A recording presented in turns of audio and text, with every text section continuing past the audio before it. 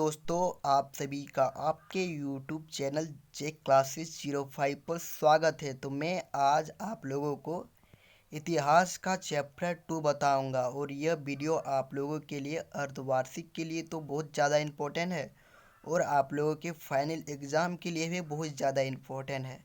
तो आप लोग यदि इस चैनल पर नए हैं तो आप लोग सब्सक्राइब कर लीजिए, क्योंकि चैप्टर 1 मैंने आप लोगों को बता चुका हूँ। ठीक है, तो आप लोग नहीं देखे हैं तो आप लोग जाकर देख लीजिएगा।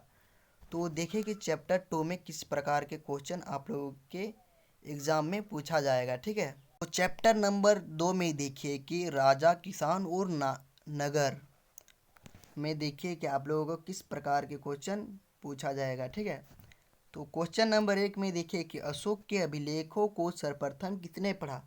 जो अशोक है उसके जो अभिलेख है वो उसको सर्वप्रथम किसने पढ़ा। ठीक है, तो क्वेश्चन नंबर 1 का राइट क्या आंसर हो जाएगा, तो एक का हो जाएगा ऑप्शन नंबर ए हो जाएगा, या बी में कनिंगम दिया, ऑप्शन सी में जेम्स प्रिंस, ऑप्शन सी में अर्नेस्ट मेके। ठीक है, तो अशोक के सर्वप्रथम किसने पढ़ा था, तो था अलेक्जेंडर कनिंगम हो जाएगा।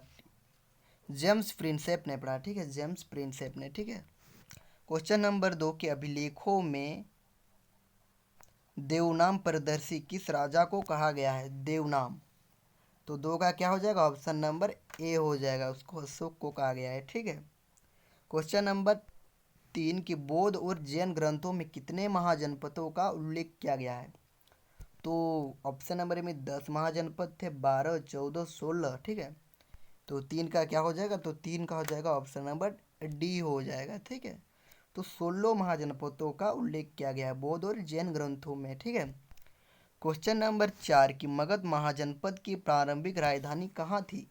जो मगध महाजनपद है उसकी जो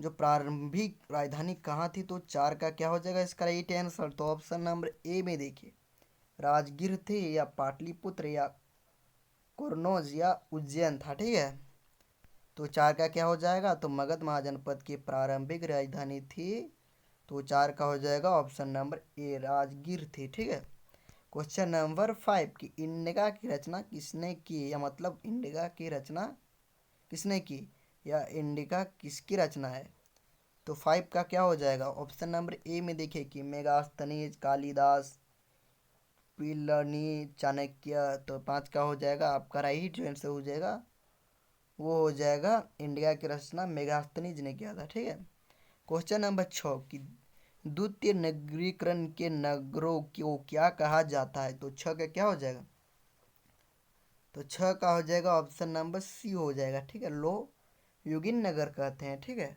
और आप लोगों को समझ नहीं आ रहा है तो आप लोग कमेंट कीजिए, मैं इससे और ज़्यादा एक्सप्लेन करने का प्रयास करूँगा। ठीक है, तो 7 में देखिए कि समुद्रगुप्त की प्रयाग प्रशस्ति की रचना किसने किया, तो समुद्रगुप्त की जो प्रयाग प्रशस्ति की रचना किया था वो था हरिसेन था। कौन था, हरिसेन। तो 7 का हो जाएगा ऑप्शन नंबर ए हो जाएगा। ठीक है, 7 का हो जाएगा ऑप्शन नंबर ए हो जाएगा, क्या हो जाएगा, ऑप्शन नंबर ए हरिसेन। ठीक, क्वेश्चन नंबर 8 कि भारत का नेपोलियन किस शासक को कहा जाता है, तो भारत का नेपोलियन हम लोग समुद्रगुप्त को कहते हैं। ठीक है, हर्षवर्धन के राजकवि कौन थे, जो हर्षवर्धन थे उसके राजकवि कौन थे, तो उसके जो हर्षवर्धन के जो राजकवि थे वो थे वानभट्ट थे। कौन थे, वानभट्ट। ठीक है, क्वेश्चन नंबर 10 कि अशोक के धर्म की लिपि क्या थी। जो अशोक के धर्म की जो लिपि थी वो थी ऑप्शन नंबर सी ब्राह्मणी लिपि थी, ब्राह्मणी लिपि। ठीक है, क्वेश्चन नंबर 11 की फूट डालकर विजय प्राप्त करने का कार्य सर्वप्रथम किस राजा ने किया, तो 11 का क्या हो जाएगा, तो 11 का हो जाएगा ऑप्शन नंबर ए हो जाएगा, उसको हम लोग अजात शत्रु कहते हैं। ठीक है, क्वेश्चन नंबर 12 किसके अभिलेखों में भूमि दान का उल्लेख मिलता है, तो 12 का क्या हो जाएगा, तो 12 का ऑप्शन नंबर सी प्रावती गुप्त हो जाएगा। ठीक है, क्वेश्चन नंबर 13 कि प्राचीन भारत में अभिलेखों को शुरुआत किस शासक ने किया था, तो 13 में ऑप्शन नंबर ए में देखिए कि ऑप्शन नंबर ए में दिया गया है कि Chandragupta Maurya, Ashoka option B, option C में समुद्रगुप्त, ऑप्शन डी में कुमारगुप्त दिया है। ठीक है, तो 13 का क्या हो जाएगा, तो 13 का right answer option number B हो जाएगा, अशोक। ठीक है। क्वेश्चन नंबर 14, मुद्रा राक्षस किसकी रचना है? जो मुद्रा राक्षस है वो किसकी रचना है? तो 14 का हो जाएगा ऑप्शन नंबर सी हो जाएगा, विशाखा दत्त का है। ठीक है। क्वेश्चन नंबर 15 कि अपने स्वयं के खर्चे को सुदर्शन झील में मरम्मत करने की कराई वो कौन आदमी था जो सुदर्शन झील की मरम्मत कराया था? ठीक है। तो 15 में देखिए, तो 15 का क्या हो जाएगा? ऑप्शन नंबर ए में देखिए अशोक दिया गया है। ठीक है। ऑप्शन बी में रुद्र दामन दिया गया है, ऑप्शन सी में कनिष्ठ, ऑप्शन सी में स्कंदगुप्त दिया गया है। ठीक है। तो 15 का जो आपका राइट जो आंसर हो जाएगा वो हो जाएगा ऑप्शन नंबर बी, रुद्र दामन है। ठीक है। 15 का हो जाएगा ऑप्शन नंबर बी, रुद्र दामन। तो देखिए आप लोगों को अति लघु प्रश्न उत्तर में क्या क्या पूछा जा सकता है। देखिए कि क्वेश्चन नंबर ए में देखिए कि मेगास्थनीज भारत में किसके दरबार में आया था? जो मेगास्थनीज है वो भारत में किसके दरबार में आया था? तो इसका उत्तर देखिए कि मेगास्थनीज भारत में चंद्रगुप्त मौर्य के दरबार में आया था। जो मेगास्थनीज जो था वो चंद्रगुप्त मौर्य के दरबार में भारत आया था। ठीक है। क्वेश्चन नंबर 2 में देखिए कि पाटलिपुत्र की स्थापना किसने किया था? जो पाटलिपुत्र है उसकी जो स्थापना था वो किसने किया था? तो पाटलिपुत्र की स्थापना जो किया था वो उदयन ने किया था। ठीक है। क्वेश्चन नंबर 3 कि चीनी यात्री फायान किसके शासनकाल में भारत आया था?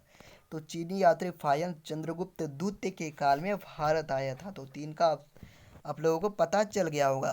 क्वेश्चन नंबर 4 कि नालंदा विश्वविद्यालय की स्थापना किसने की? तो 4 का क्या हो जाएगा? तो नालंदा विश्वविद्यालय की जो स्थापना वो गुप्त शासक कुमार गुप्त ने किया था। ठीक है। क्वेश्चन नंबर 5 मेगास्थनीज कौन था? जो मेगास्थनीज यूनानी शासक को सेल्यूकस निकटस का राजदूत था। ठीक है। क्वेश्चन नंबर 6 कि शक संवत का आरंभ किसने किया? तो शक संवत का जो आरंभ था वो कनिष्ठ ने किया था। किसने? कनिष्ठ ने। ठीक है। क्वेश्चन नंबर 7 कि तक्षशिला विश्वविद्यालय वर्तमान में किस देश में है? तो तक्षशिला विश्वविद्यालय वर्तमान में पाकिस्तान में स्थित है। क्वेश्चन नंबर 8 कि भूमिदान अभिलेखों चंद्रगुप्त द्वितीय के किस पुत्री के नाम से मिला है? तो भूमिदान अभिलेख चंद्रगुप्त द्वितीय के पुत्री प्रभावती गुप्त के नाम से है। क्वेश्चन नंबर 9 कि किन शाखाओं ने अपने नाम के पहले देवपुत्र की उपाधि लगाई थी? तो किस कुषाण शासकों ने अपने नाम के पहले देवपुत्र की उपाधि लगाई थी? क्वेश्चन नंबर 10 कि हरिसिंह द्वारा रचित प्रयाग प्रशस्ति किस भाषा से लिखा गया है? तो हरिसिंह रचित प्रयाग प्रशस्ति संस्कृत भाषा से लिखा गया है। ठीक है। तो आप लोगों को इसका लॉन्ग वीडियो चाहिए तो आप लोग कमेंट कीजिए, और यदि आप लोग इस चैनल पर नहीं तो सब्सक्राइब कर लीजिए और अपने दोस्तों को शेयर कर लीजिए, और इस वीडियो को हाइप कर लीजिए। तो जय हिंद, वंदे मातरम।